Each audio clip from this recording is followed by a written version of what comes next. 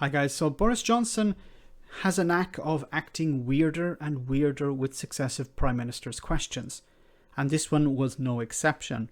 Now, in this one, the topic of the day was international aid and the fact that the UK government is cutting aid. Now, Boris Johnson defended those cuts by saying that, well, we're in the middle of a pandemic and we need to cut costs, even though, handing £22 billion to Dido Harding to run a failed test and trace system, well, that was okay. But £250 million to help people in Yemen, for example, is a problem. At the same time, the UK is selling arms to Saudi Arabia, and this was an issue that was raised by Keir Stamer. Now, if you're not familiar with Prime Minister's questions, what happens is the Prime Minister delivers a speech, and the leader of the opposition has a number of questions. When the leader of the opposition asks his last question, Boris Johnson has a chance to respond, and he typically ridicules Keir Starmer, the Labour Party, and then asks for unity. But this exchange was even more weird than normal. Mr. Speaker, Britain should be a moral force for good in the world. But just as the US is stepping up, the UK is stepping back.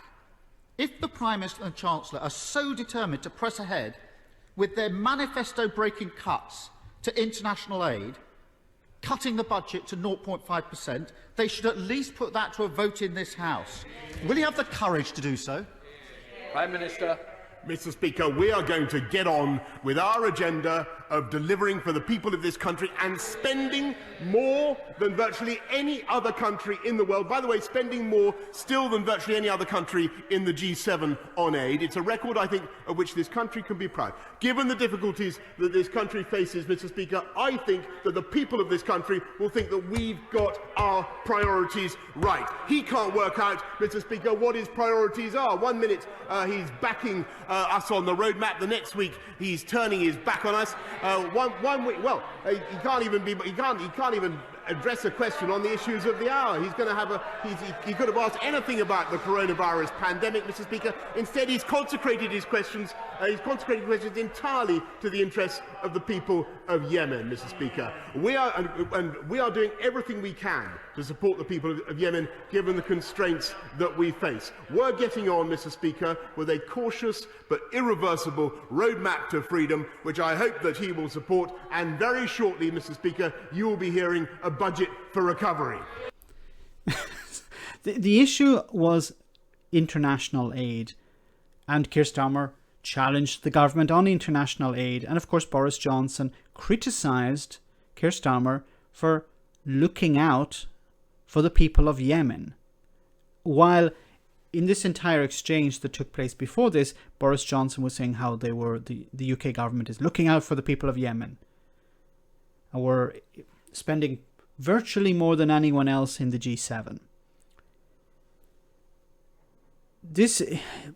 I've said this before, Boris Johnson doesn't really listen to questions. Boris Johnson doesn't actually read his questions. What happens is when a question is asked of the Prime Minister or a minister, it's sent in writing first.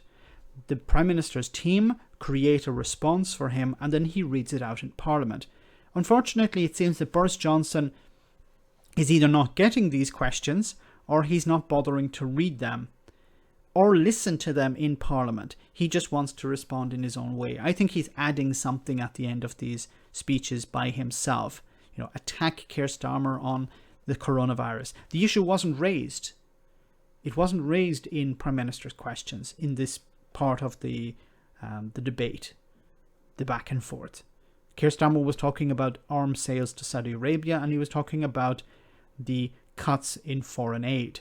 He didn't mention the coronavirus, but Boris Johnson wanted to talk about that. So instead of actually leaving it for another time, he tried to inject it into the back and forth, even though Keir Starmer had finished asking his questions.